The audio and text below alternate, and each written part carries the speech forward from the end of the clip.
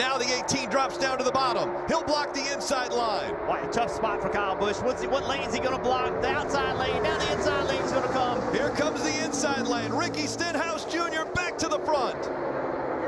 Another hood flap flies off. Oh, around comes the 18. The 42 collects the 17 as well. The 62 upside down. Brendan Gaughan upside down as he went back in front of the pack.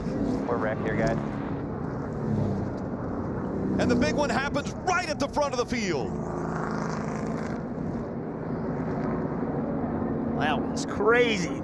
Brendan Gaughan just flipped around, fortunately landed on his tires. The 2, major damage.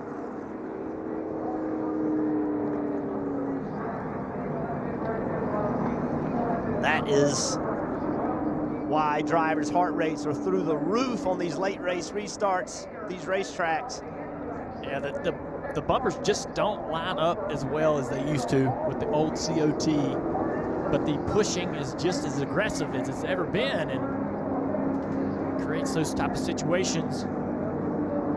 Rick, you were calling the action 2 and 3 wide. The runs were so big, and 3 wide, you can't move. If you want to avoid the run, you're just going to get hit. Marty.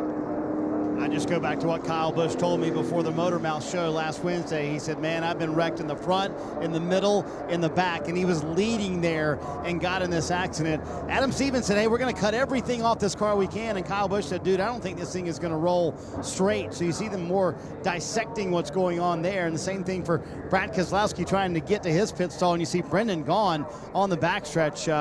Man, what a crazy crash, but good to see Brendan walking away from the car.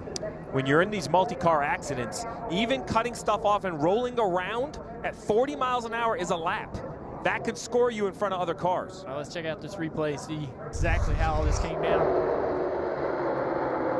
See Kurt pushing Kyle. It just hooked him. And look at Brendan Gaughan just flipped right over. It's like the nose of that Chevrolet just can't quite push them straight. It just can't do it. Yeah, the 17 goes up to side draft. I don't think that affects the 18. It's the one just pushing his brother. It peels the 18 off to the right. It looks a lot like the 24 accident. Look at the 62, a full flip back on its wheels. Thank goodness. Instantly stopped the flipping, put the car back in position. But a huge, huge accident. You wonder though if the side force, like right here, if the side force didn't help push the car and roll it off the front bumper, right? Yeah. Just the air moved it to Because he's the trying right. to pull him back. Yes, and just moved it, and then that helped with that pointed nose of the Chevrolet. The combination of the two. Oh, this shot right here. Yeah. Coming right at you. Look at this 62. It looks like a toy car. It doesn't look real. 3,400 pounds. Remember that. These things are almost 2 tons.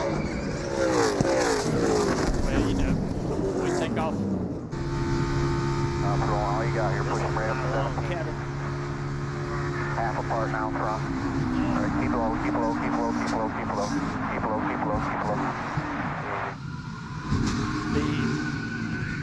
The airport for this racetrack where these drivers teams come in and out of just off of turn 2.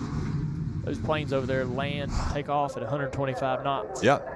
Yeah, a big jetliner that you fly on, it takes off at 170 miles an hour. We're seeing these guys at 200 miles an hour get airborne.